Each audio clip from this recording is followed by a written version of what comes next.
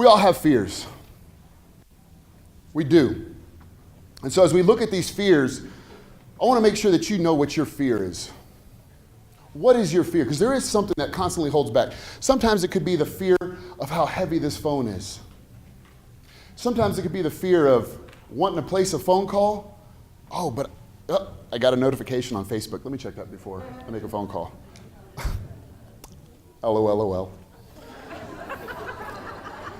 And then you forget about what you meant to do, right? The fear of that phone can sometimes hurt us. And I kind of want to tell you about my personal fear.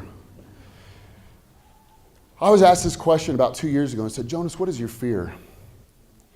And 2 years ago, I said, I fear success.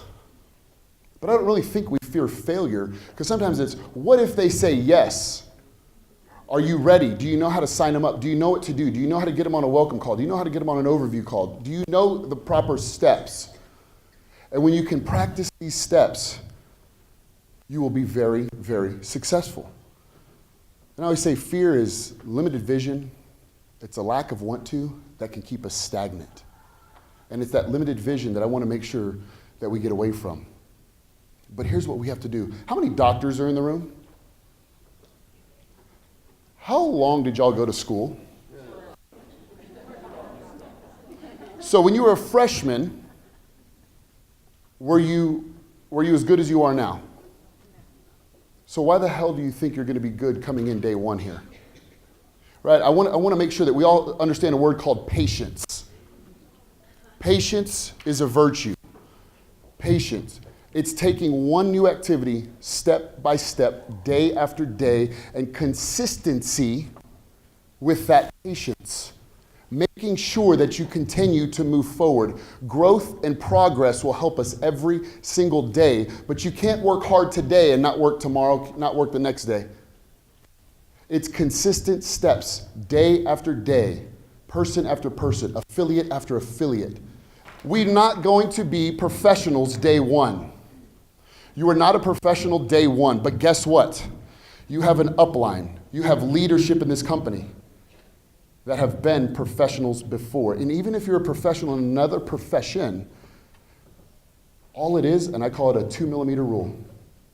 2 millimeters, and we just change everything that you learned in your profession and we switch it to come here. It's 2 millimeter difference. So when you've been good and you've been a professional before, just change that 2 millimeters. But guess what? It's practice, it's practice, it's practice. Right? I hated practice as a football player. Chris, I know you feel the same. We don't like going to practice, but guess what? When it came to game day, that's what made us stand out over the other team. Make this business bigger than you. When I go to work every day, when I think about what I'm building every day, I don't build it for me because I can let myself down. And guess what? Nobody will know. But I won't let my teammates down. I won't let my affiliates down. I won't let my upline down. And I won't let any of you down. And I feel that way wholeheartedly. And story, when I tore my knee, it was the second to last game of my senior season in college. And I tore my first knee. And as I was laying there on the ground, just looking up, and all I see is the stadium lights, just thinking, what just happened? I've never felt pain like this before. I get carted off. They say, yeah, we think you tore your ACL, you're out for the game.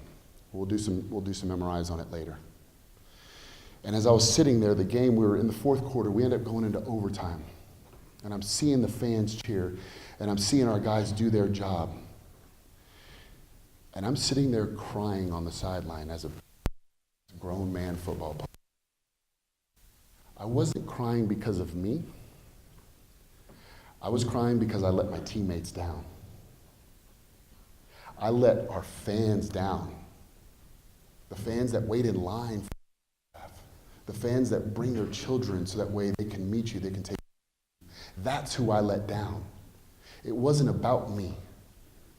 So what I would tell you is make this business bigger than yourself.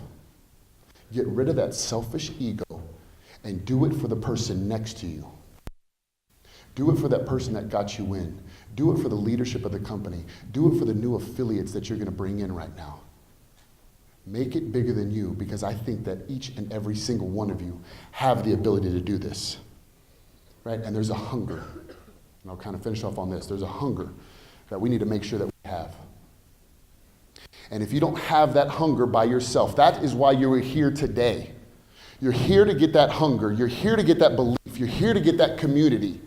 That's why you're here. You're here to build yourself up. If you don't have a hunger, if you don't have a drive, borrow mine. Borrow your leaders.